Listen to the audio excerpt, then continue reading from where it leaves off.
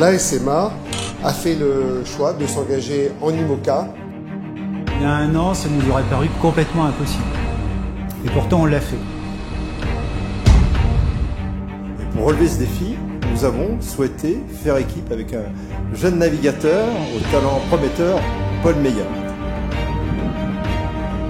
On l'a fait en s'y prenant à la manière de SMA, parce qu'on savait ce qu'on voulait. D'abord, on voulait ce bateau-là. On a d'abord créé un esprit d'équipe avec SMA Course au large. À partir de maintenant, tout est possible.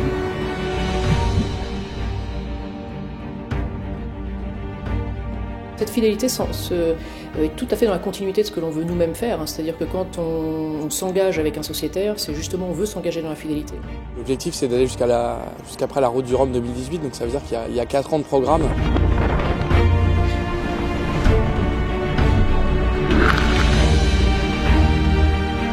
Tous les facteurs sont réunis, ils sont bien accompagnés d'un bon marin, avec un bon bateau, plein de bonne volonté, qui a vraiment envie de faire avancer les choses. Le Ocean Masters World Championship, on a 3 épreuves cette année en 2015, Rolex Fastnet Race, Transat Jacques Vabre et B2B. Et si on est bien classé à la fin de l'année 2015 dans le classement du Ocean Masters World Championship, ça serait très bien. Et surtout, c'est notre objectif principal.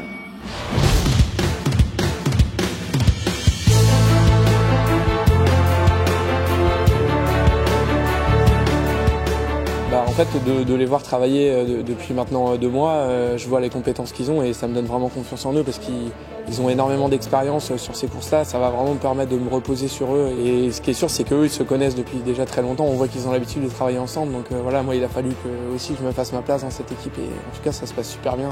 Je dirais qu'on s'inscrit dans une démarche collective, dans un sport individuel. C'est un peu particulier.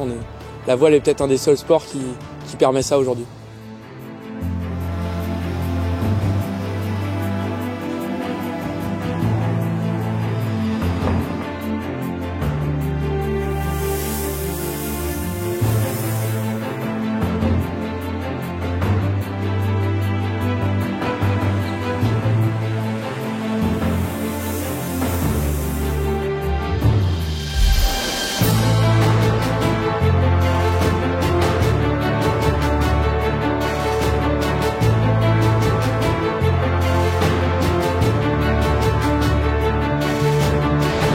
Je pensais pas du tout, il y a 2 ans, être sur ce bateau-là. Même si dans un petit coin de la tête, c'était un rêve, quoi.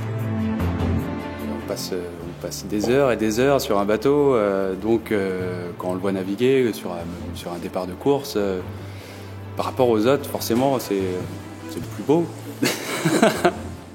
D'avoir la sensation du bateau qui glisse et la barre en main pour la première fois, ça va vraiment être impressionnant.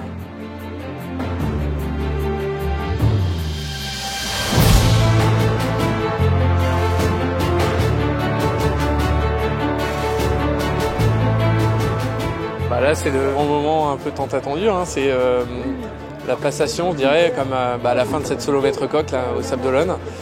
Le passage du Figaro, c'était ma dernière course. Et voilà, la montée symbolique sur l'IMOCA de 60 pieds. C'est un peu l'histoire du groupe SMA qui change de taille aussi, comme Paul. Donc on fait de la voile, comme on fait de l'assurance. Ça marque vraiment le pas et voilà, ça donne envie de vraiment s'investir à fond sur ce projet. Il va y avoir beaucoup de travail. Et voilà, maintenant il faut qu'il en profite et il ne faut pas qu'il oublie de bosser. Mais ça, je crois que c'est clairement intégré. On est très fiers, on est très heureux. Et c'est le début d'une longue et puis surtout d'une grande histoire. Et tout s'annonce vraiment magnifiquement bien.